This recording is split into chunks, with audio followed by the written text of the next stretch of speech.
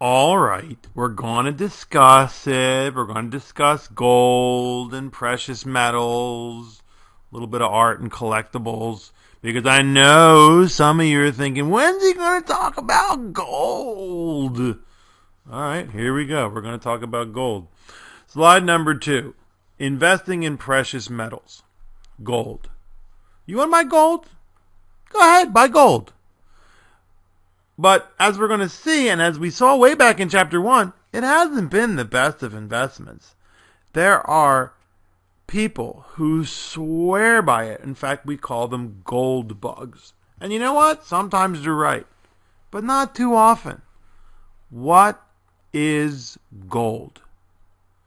Well, if you're a chemist and if you understand that the physical properties, it's an element, it's a very interesting element. Has tremendous electrical conductivity properties, doesn't rust, doesn't interact with anything else except for mercury, right? But does it pay rent? Does it pay dividends or interest payments? Does it grow? Does it develop new markets and new products? Does it do research and development? No, it just sits there looking pretty.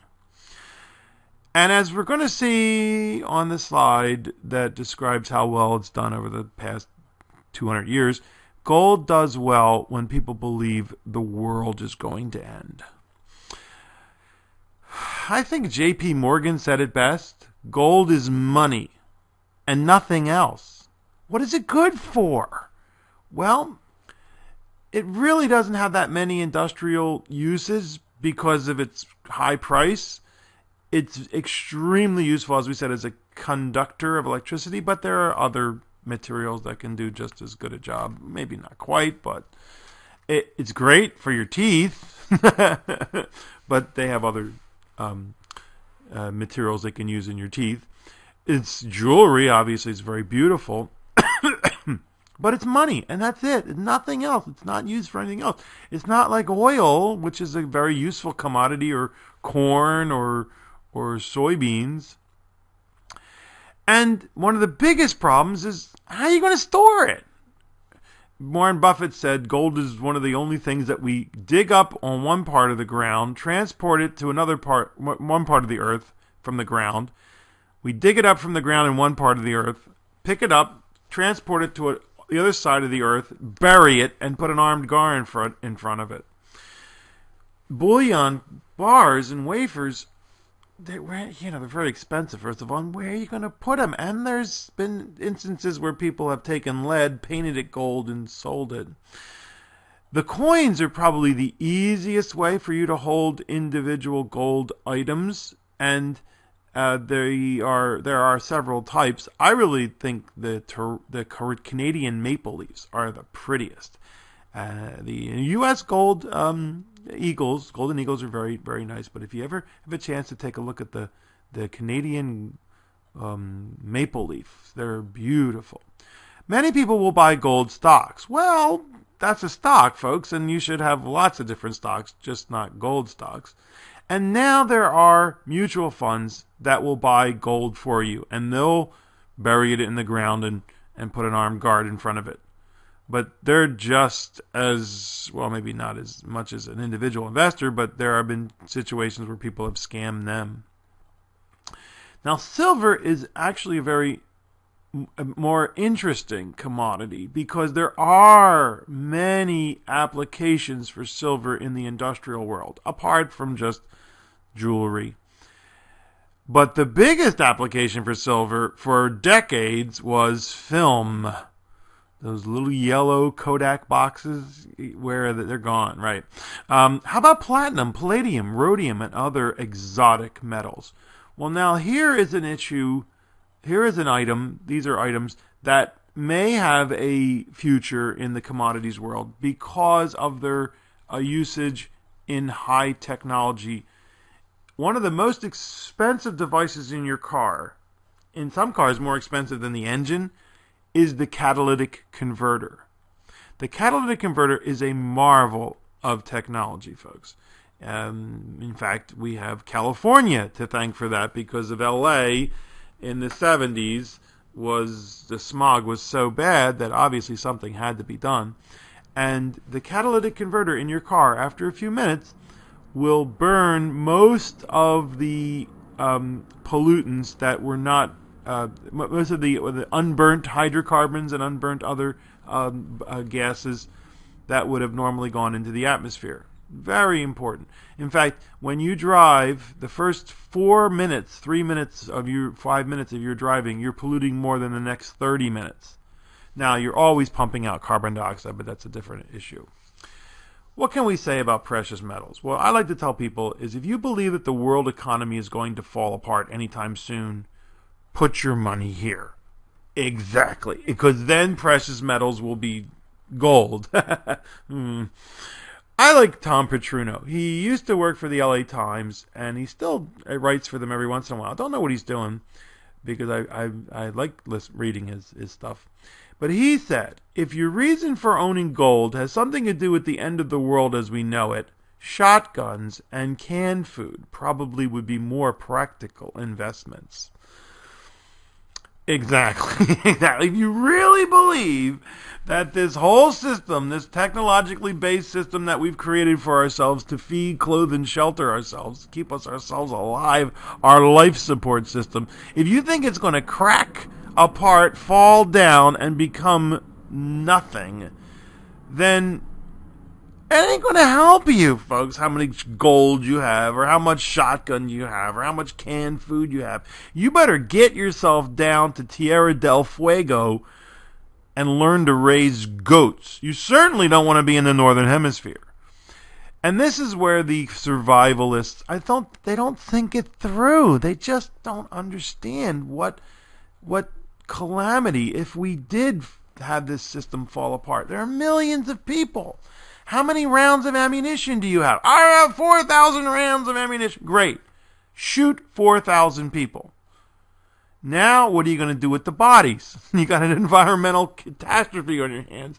Plus, there's another 50,000, 150,000 coming looking for food. Yeah. So, it's not an option, folks. Failure is not an option. Because I don't know about you, but I certainly don't know how to grow food and eat the part that I think is not poisonous, and deal with the bugs, and give myself injections. And as much as we hate to admit it, we're all in this together. So let's do our best to keep it going. Okay, slide number 3. Here is the slide that we saw way back in Chapter 1. That shows how stocks, bonds, treasury bills, gold, and the consumer price index has done over the last 200 years. And we find that a couple of times gold has spiked. And when was that? Well, you go back to where's the magic cursor? 1860s. Exactly, the Civil War. 1930s, Depression. And then when inflation started to rise in the late 70s, gold did really well. But then for 20 years, folks, gold languished as the consumer price index caught up with it. And then in the 2000s, the last 10 years have been very good for gold. Why? Because people believed the world was going to end, and they weren't right. Well, so far they haven't been right. And now we see gold starting a cycle again of languishing. Now, how long it'll languish, I don't know. But if you're happy with something that over the long sweep of time has kept up barely with inflation, have at it. I want to invest in something that beats inflation handily over time. That's why there's, chocolate and vanilla, and some people like strawberry. Slide number 4. How about precious gems, diamonds, rubies, sapphires? Wrong, folks. The one thing that people don't understand is that diamonds are not that scarce. There are lots of diamonds in the world. Now, most of them are not what we call gem quality diamonds. But even then, there are plenty of them. For decades, for over 100 years, the international diamond cartel, De Beers, has made sure that people believe that these gem quality diamonds were scarce, and it's just not true. And now they're making them. They're making diamonds. It's carbon, folks. It's made out of peanut butter or humans or animals. In fact, you now can send away Fluffy, who's been your trusted companion for these many years, after she has met her great demise, send her ashes away to a company that will turn her into a diamond, and you can wear her on your finger. And eventually it's going to work. I don't think you can do it with humans yet, but eventually don't buy diamonds as an investment. Buy them because you think they're beautiful and they give you joy. Slide number 5. The same thing is true for collectibles. Rare coins, works of art, stamps, memorabilia, Beanie Babies, Barbie dolls, cars. These can be a good investment and a fun hobby or a financial disaster. And there's the story of the guy out in El Cajon who said he had $50,000 worth of Barbie dolls in a self-storage one of those self-storage locations. And one weekend, they all disappeared. Okay, fine. Be careful of investment scams, because there's lots of forgeries out there. Know the dealer's reputation and shop around. And I think it was said best by the guy who runs Christie's Auctions, one of the major auction houses for art. Don't buy art as an investment. Buy art because you love it, because it moves you, it makes you think, it makes you feel. Now, having said that, art often has been the most profitable investment. But the problem is it's a very, very tiny portion of the art world. Most art just doesn't do that well. You buy it for the joy of owning it, for what it does to you. But if you are so inclined and want to get involved in the art world, I wish you the best of success. But think about it, folks. Do you want something worth $25,000 hanging on your wall in your home, where it could be stolen, certainly, but more likely is going to have ketchup thrown on it by the kids? Think carefully. Slide number 6. Metals, arts, collectibles, and taxes.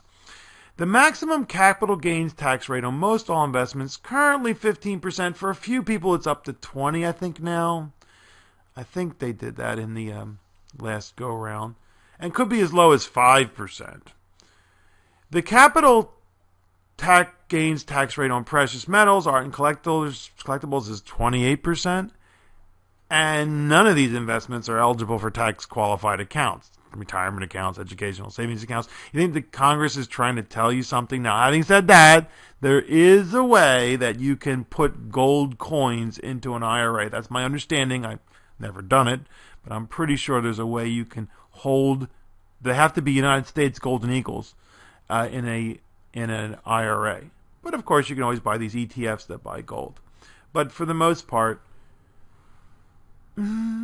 yeah, you've already learned everything. Well, not everything, but you've gotten a strong foundation in the most important financial investments for your retirement account. Stick to them.